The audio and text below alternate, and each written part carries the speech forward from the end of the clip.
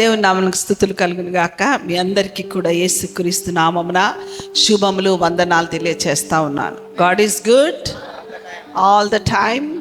God is good. మనము దేవునిని బట్టి, ఆయన నామమును బట్టి, ఆయన ఇచ్చిన నామమును బట్టి మనము సంతోషిస్తూ ఉన్నాము. ఉదయకాలమున ఫస్ట్ సర్వీస్కి మీ అందరినీ కూడా ఆహ్వానిస్తున్నాం.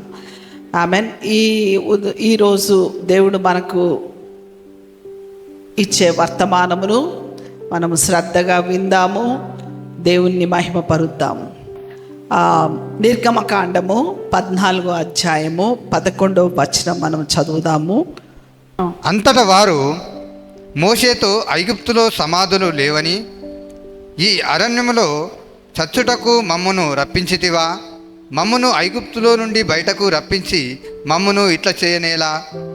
మా జోలికి రావద్దు, ఐగుప్తీయుల దాసుల మగుదమని ఐగుప్తులో మేము నీతో చెప్పిన మాట ఇదే కదా.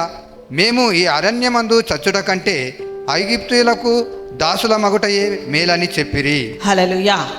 ఈ యొక్క వాక్యము ఏమి రాయబడిందంటే, ఐగుప్తు నుంచి విడుదల చేయబడ్డ ఇశ్రాయేలీలు మోషేతో చెప్తా ఉంటారు. ఏమనంటే, ఐగుప్తులో మాకు సమాధులు లేవని, మమ్మల్ని ఈ విధంగా నువ్వు ఇక్కడి దాకా తీసుకుని వచ్చావా?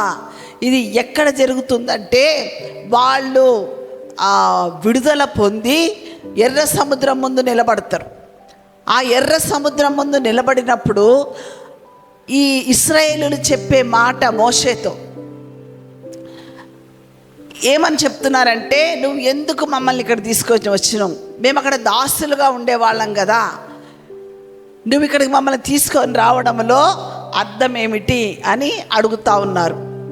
అయితే ఈ ఇశ్రాయేలీలందరూ కూడా, ఎవరైతే విడిపించబడ్డారో వాళ్ళందరూ కూడా ఆ 10 తెగుళ్ళు ఏవైతే ఆ ఐగుప్తు దేశం మీదకి వస్తాయో ఆ 10 తెగుళ్లను దేవుడు రప్పించడము, వాటి నుంచి ఐగుప్తీయులను నశింపచేయడము, ఇశ్రాయేలీలను కాపాడడము వాళ్ళు కనులతో చూస్తూ ఉంటారు.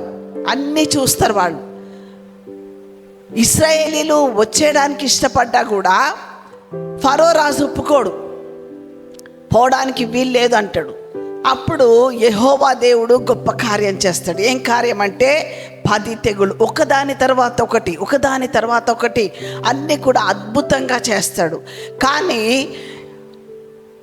ఆ ఫరో ఐగుప్తీయులు మారరు ఆ అద్భుతాలు చూసి. ఈ ఇశ్రాయేలీలు కూడా మారరు. వాళ్ళు విడుదలవుతారు, ఎర్ర సముద్రం ముందు ఉంటారు. అక్కడ వాళ్ళ ఎక్స్ప్రెషన్ అంటే వాళ్ళు చెప్పే మాటలు ఏంటంటే గొప్ప అవిశ్వాసంతో కూడుకున్నాయి.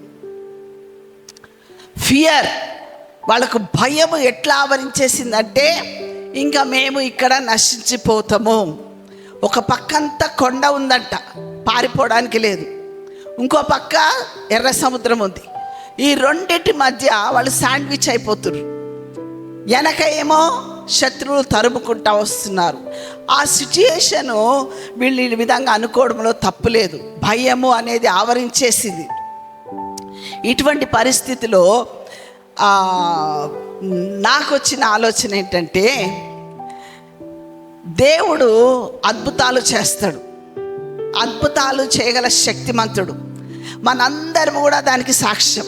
మన ప్రతి ఒక్కరి జీవితంలో దేవుడు ఏదో రకంగా అద్భుతము చేశాడు, చేస్తున్నాడు, చేయబోతాడు.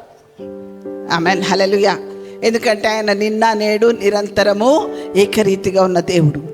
ఇక్కడ ఇశ్రాయేలీలు ఏం చేస్తుండ్రంటే, అన్నీ మర్చిపోయి ఆ యొక్క భయం అనే దాంట్లో పట్టబడి సాతానును మహిమపరుస్తూ ఉన్నారు. ఏమని మహిమపరుస్తున్నారంటే, మేము అక్కడే ఉండాల్సింది, దాసులుగా అక్కడ ఉంటే అయిపోయేది కదా, ఈ పరిస్థితి మాకు వచ్చేది కాదు కదా. ఇశ్రాయేలు చేస్తున్న ప్రయాణంలో వాళ్లకు తోడై ఉన్నది ఏంటంటే మేఘం. దేవుని మహిమ వాళ్ళకు తోడై ఉంది. దేవుని మహిమ వాళ్ళని ఆవరిస్తుంది. ఆ మేఘము వాళ్ళని నడిపిస్తూ ఉంది. ఎప్పుడైతే ఐగుప్తుని విడిచిపెట్టినరో దేవుని మహిమ వాళ్ళను ఫాలో అవుతూ ఉంది. ముందు మేఘం వెళ్తుంది, వెనక వీళ్ళు వెళ్తుండ్రు. మేఘము నిలిచి ఉంది. వీళ్ళ విశ్వాసము మేఘము మీద నిలపాల్సింది. ఇక్కడ ఇశ్రాయేలీలు ఈ భాగంలో ఎవరి మీద నిలపాలి? మేఘం మీద. మేఘము మాకు తోడై ఉన్నది అంటే యెహోవా దేవుని యొక్క మహిమ నా ఎదుట ఉన్నది అన్నది ఆ రోజుల్లో, అప్పటి కాలములో ఇశ్రాయేలీయులకు దేవుడిచ్చిన కృప అది.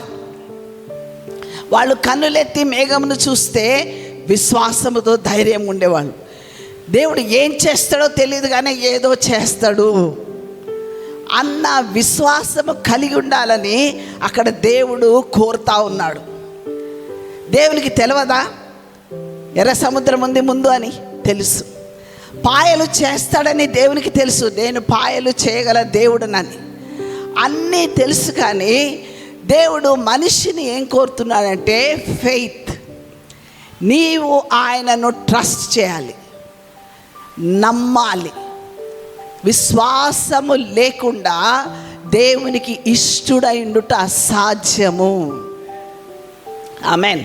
ఆయన నీకు విశ్వాసము కలిగి ఉన్నట్లయితే, ఆయన యందు నువ్వు ట్రస్ట్, నమ్మకము కలిగి ఉన్నట్లయితే ఖచ్చితంగా ఆయన నీ పక్షముగా కార్యం చేస్తాడు.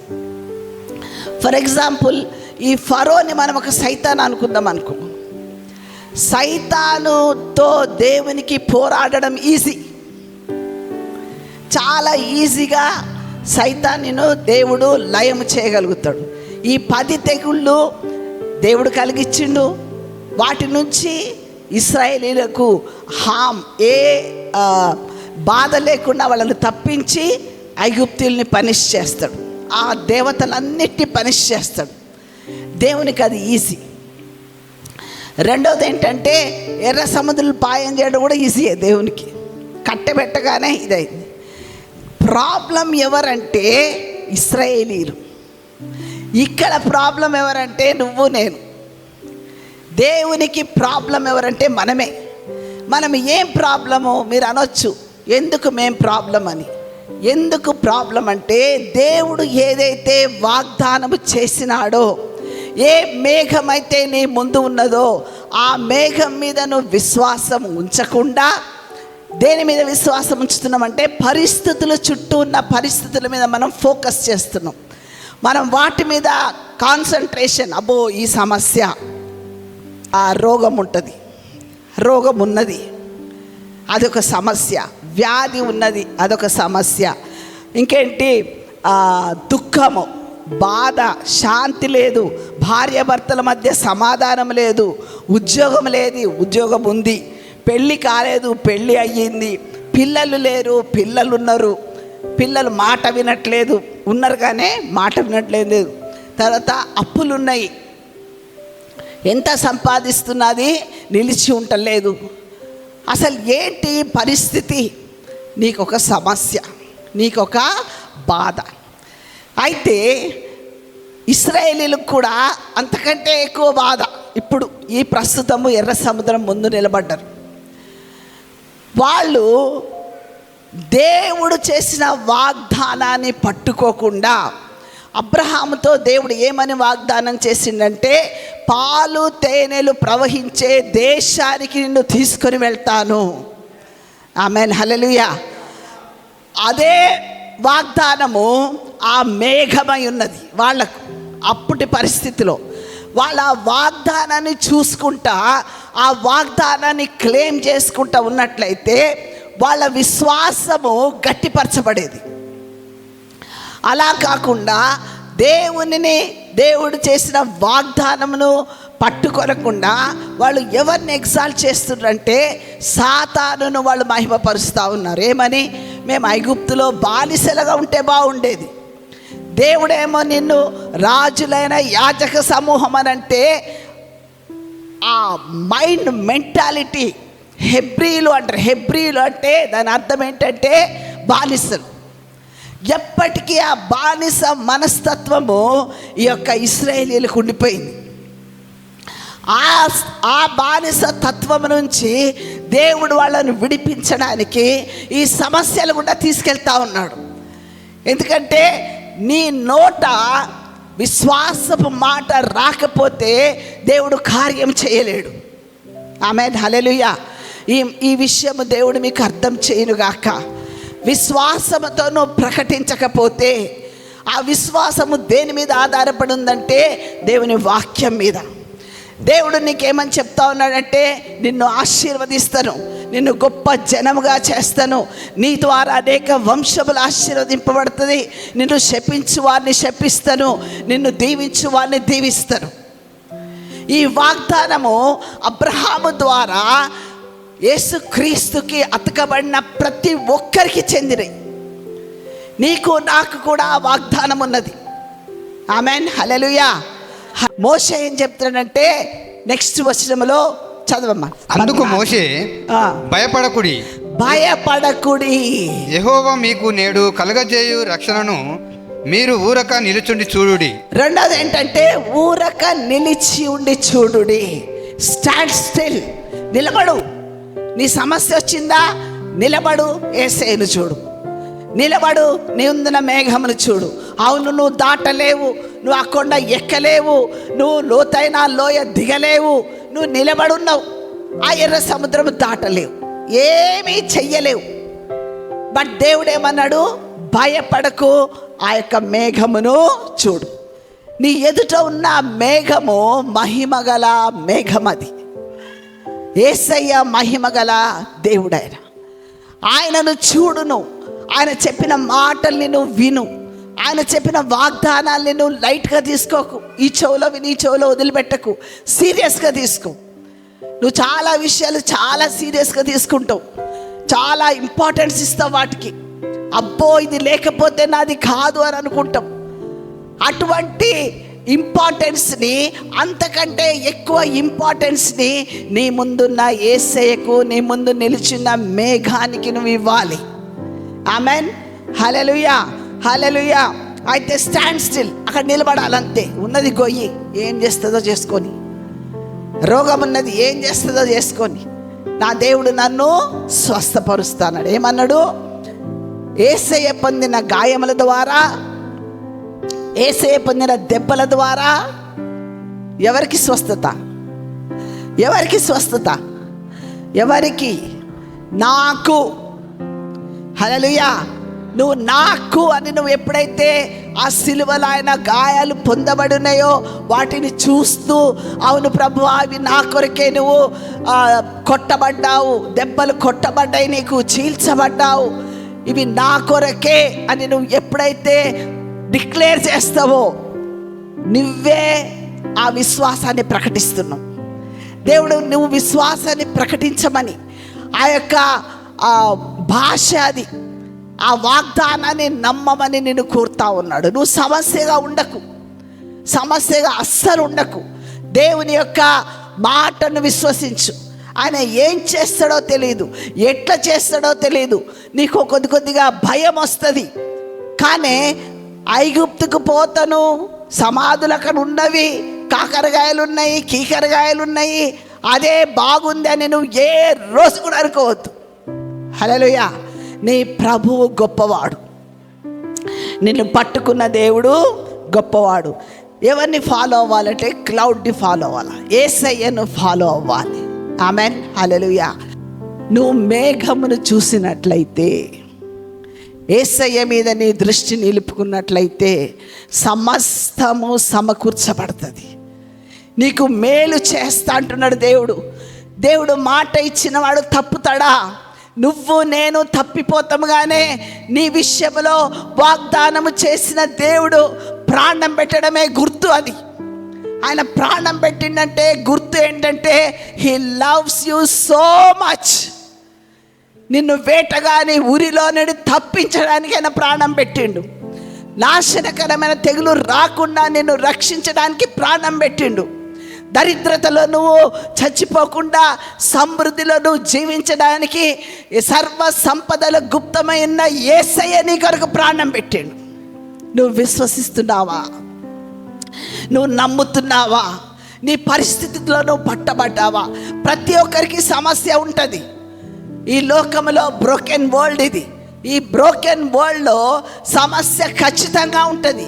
కానీ ఆ సమస్యలో నీవు విశ్వాసమును ప్రకటించినట్లయితే, నువ్వు విశ్వాసంతో ఆ మేఘమును చూసినట్లయితే నిన్ను రెస్క్యూ చేయడానికి పాతాళము కన్నా రాగలడు దేవుడు. అది నీ నోటిలో ఉంది, అది నీ యొక్క థింకింగ్లో ఉంది. నీ యొక్క ఆ యొక్క ఎరికో కోట కూడా నీ మనస్సులో కట్టబడి ఉంది. హృదయంలోనూ నమ్ముతున్నావు, కానీ నీ మనస్సులో చాలా విషయాలు దేవునితో ఏకీభవించట్లేదు. దేవుడు చేస్తాడా? ఆ సమాధులు లేవా? నన్ను అక్కడి నుంచి ఇక్కడికి ఎందుకు రప్పించిండు? ఈ ముందున్నది ఏంటి అని నీకున్నది ప్రశ్న. కానీ దేవుడు ఏమంటుండంటే బ్లైండ్ ఫెయిత్, గుడ్డి నమ్మకం. మన దగ్గర రాయబడ్డ ప్రతి మాట శక్తివంతమైంది. ఆ మాటను పరిశుద్ధమైన నీ నోటితో, పరిశుద్ధమైన నీ హృదయంతో, పరిశుద్ధమైన నీ మనసుతో పలికినట్లయితే తల్లకిందులైపోతాయి, భూమి కంపిస్తుంది. ఆమెన్. హల్లెలూయా, హల్లెలూయా. అటువంటి వ్యక్తులుగా దేవుడు మిమ్మల్ని లేవనెత్తబోతున్నాడు. ఆశ కలిగి ఉన్నట్లయితే దేవుడు చేస్తాడు. ప్రభువా, నాకు ఏమి వద్దు ప్రభువా, నీ మేఘమును చూసి నేను ముందుకెళ్తాను ప్రభువా. ఆ మేఘము ఎలా నడిపిస్తుందో, ఆ మేఘము ఏ మాటలు నీతో చెప్తా ఉన్నదో, ఏ మాటలు నిన్ను పలకమన్నదో, ఆ సమయానికి ఆ మాటలు నువ్వు పలకాలి. ఆ సమయానికి ఆ ఫెయిత్ నువ్వు యూజ్ చేయాలి. ఖచ్చితంగా దేవుడు చేయగలడు. చెప్పిన దానిని నెరవేర్చగల సమర్థుడైన. హల్లెలూయా. నీ యొక్క పాజిటివ్ థింకింగ్ కాదు. కొంతమంది నేను పాజిటివ్, ఇది జరుగుతుంది జరుగుతుంది జరుగుతుంది జరుగుతుంది, జరగదు. ఎర్ర సముద్రం పాయలవుతుంది అని ఆ ఇశ్రాయేలీలు అనుకున్నారనుకో, పాయలవుతుంది. అది అవ్వదు. సెల్ఫ్ కాన్ఫిడెన్స్, ఏమైనా అవుతుంది అట్లయితుంది అని కొంతమంది సెల్ఫ్ కాన్ఫిడెన్స్ చాలా ఉంటుంది. సెల్ఫ్ కాన్ఫిడెన్స్లో ఎర్ర సముద్రం పాయలు కాదు. ఏ పాజిటివ్ థింకింగ్లో, ఏ సెల్ఫ్ కాన్ఫిడెన్స్లో ఏ సమస్య పోదు. సమస్య ఎప్పుడు పోతుందంటే నీ యొక్క ఫెయిత్, నీ యొక్క విశ్వాసము, నీ యొక్క ఫోకస్ దేవుని మీద నువ్వు నిలుపుకున్నప్పుడు ఆ యొక్క సమస్య పోతుంది. ఆమేన్. హల్లెలూయా. అది ఎట్లా వెళ్తుంది, ఎలా జరుగుతుంది, ఎందుకు జరుగుతుంది, ఎప్పుడు జరుగుతుంది అని నా దగ్గర ఆన్సర్ లేదు. ఆన్సర్ దేవుని దగ్గర ఉన్నది, జవాబు దేవుని దగ్గర ఉన్నది. నీ జీవితంలో ఎప్పుడు, ఎక్కడ, ఏది, ఎందుకు, ఎలా చెయ్యాలి అన్నది దేవుని డిసిషన్. నీ దృష్టి ఆయన మీద ఫోకస్ చేస్తే, నువ్వు ఏ విషయాల్లో తాపత్రయపడ్డావనుకో, నీ యొక్క తాపత్రయం ఎంత దాకా ఉంటుందంటే కొంత మటుకే ఉంటుంది. ఒక పొలమును నువ్వు చేయగలవు, లేకపోతే ఒక పక్క సిటీకి నువ్వు వెళ్ళగలవు. సముద్రాలు దాటి నువ్వు వెళ్ళాలి. ఎవరు చేయాలంటే దేవుడు చేయాలది. ఆమెన్. హల్లెలూయా. ఆ ఫెయిత్ నీకు ఉన్నట్లయితే దేవుడు నీకు సహాయం చేస్తాడు. ఒక వాగ్దానం ఏమనున్నదంటే, మనకు అందరికీ తెలిసిన వాగ్దానము, గాఢాంధకారపు లోయలో నేను సంచరించినను ఏ అపాయమునకు భయపడను, నేను భయపడను. ఎందుకు రాయబడింది అక్కడ? నీవు నాకు తోడయుందువు, నీ దుడ్డు కర్ర, నీ దండము నన్ను ఆదరించును. నమ్మిన వాళ్ళు గట్టిగా చెప్పలు కొట్టండి. ప్రతి ఒక్కరికి కూడా శోధన వస్తుంది, ప్రతి ఒక్కరికి కూడా సమస్య వస్తుంది, బాధ వస్తుంది. అన్ని పరిస్థితులు దాటుకుంటా రావాలి. పిల్లలు పుట్టరు, పెళ్ళిళ్ళు అవుతాయి, పెళ్ళిళ్ళు కావు. తర్వాత జాబ్స్ వస్తాయి, జాబ్స్ రావు. ఇంకా పిల్లలు చదువుకోరు. అన్ని రకాల సమస్యలు ఈ లోకంలో నీకు, నాకు, అన్య జనులకు కూడా వస్తుంది. కానీ నీ ముందు ఎవరున్నారంటే మేఘం ఉంది. నమ్ముతున్నావా? ఆ మేఘమును నువ్వు ఫాలో అవుతావా? ఫోకస్ ఏంటది? ఫిజికల్గా నీ ముందు మేఘం కాదు, ఫిజికల్గా నీకు ఒక వాక్యం వస్తుంది, ఫిజికల్గా నీకు ఒక మాట వస్తుంది. ఈరోజు నేను మాట్లాడుతున్నాను, ఒక మాట నీ హృదయంలో వస్తుంది, నీకు అర్థమవుతుంది. అది ఆత్మీయంగా అర్థమవుతుంది. అవును కదా, ఈ పరిస్థితిని నేను దాటాలంటే నా ముందు ఒక మాట, ఒక మేఘము, యేసయ్య ఉండాల్సిందే. అదే నీ ఫెయిత్. సమస్తమును చేయగల శక్తిమంతుడు నా దగ్గర ఉన్నాడు, నాకు తోడై ఉన్నాడని నువ్వు నమ్మాలి. ఆమెన్, హల్లెలూయా. నీ హృదయము చాలా ఘోరమైనది, మోసకరమైనది. నిన్నేం చేస్తుందంటే నీ సహోదరుని విషయంలో గనుగుడు సనుగుడు చెడ్డ మాటలు చెప్పి, అది నువ్వు అనుకుంటావు నేను వాళ్ళ గురించి చెప్పిన కాబట్టి నేను చాలా గొప్ప అని. దేవుడు నీకు మైనస్ మార్కులు వేస్తాడు. దేవుని యందు నువ్వు భయభక్తులు కలిగి ఉండు. చాలామంది చాలా రకాల సమస్యలు ఉంటారు, ఎన్నో విషయాల్లో తప్పులో ఉంటారు. నువ్వు తప్పు చేసిన వ్యక్తిని అయ్యో ప్రభువా నీ రక్తంతో వీడిని కడుగు అని అడగాల్సిన స్థానమే కానీ వాళ్ళను జడ్జ్ చేసే స్థానం నీది కాదు. వీళ్ళకి బాగా ఉంది కదా అందుకే ఇట్లా మాట్లాడుతున్నారని మీరు అనుకోవచ్చు. కానీ గాఢాంధకారపు లోయలో మేము వెళ్ళినాము. నాకు సార్కి ఎక్స్పీరియన్స్ తెలుసు. మనుషులు ఎవ్వరు చాలా రకాలు చాలా మాట్లాడుకుంటోళ్ళు. వీళ్ళ ముక్కును నేలకేసి రాసేసిండు, దేవుడే చేసిండు, మంచిగా చేసిండు, ఇలా పని గుణపాఠం చేసిండు.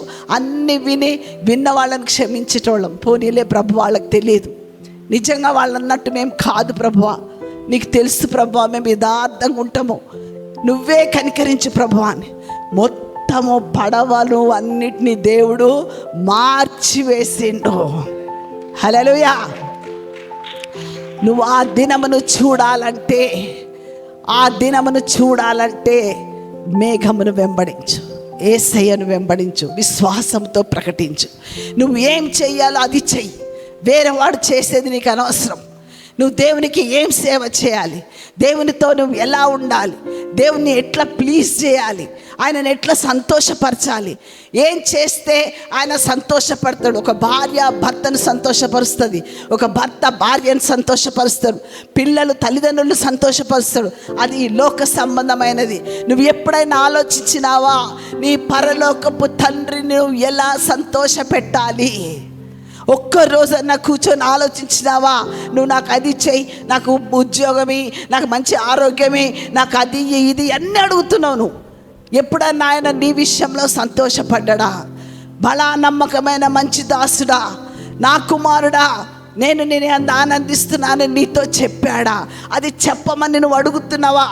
ప్రభువా, నువ్వు నన్ను అంగీకరించి నీ బిడ్డగా చేసుకున్నావు, నిన్ను సంతోషపరిచే కుమారుడుగా నన్ను చెయ్యి ప్రభువా. ఆమేన్, హల్లెలూయా.